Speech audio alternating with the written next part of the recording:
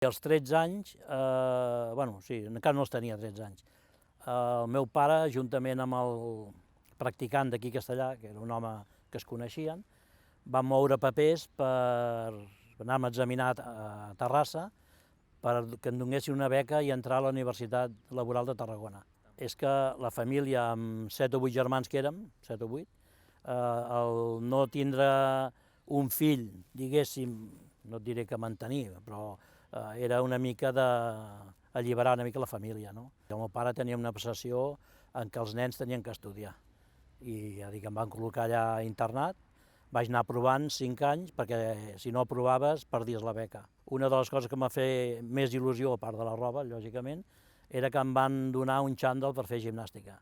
I no havia tingut mai un xandall. A la universitat eren 6 col·legis, aproximadament uns 300 alumnes per col·legi.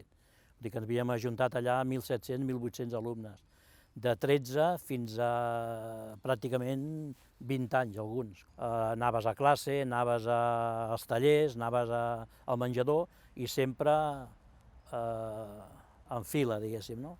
Sempre anaves tipus quasi militar. La zona de la universitat era grandiosa, tinc que dir que hi havia 5 camps de futbol, 5 o 6 de bàsquet, hi havia voleibol, hi havia molt esport. I allò era com un poble. Quan arribaves al final del límit de la universitat hi havia platja. Recordo també, clar, entre 1.800 alumnes, el jugar amb l'equip de la universitat, sobretot que a mi que m'agradava molt el futbol, era dificilíssim, perquè allà hi havia molts jugadors. Vaig jugar també a bàsquet, però també el mateix, hi havia molta gent. I un dels meus companys em va dir, ostres, doncs provem voleibol, que era un esport minoritari. I de seguida vam estar a l'equip de la universitat.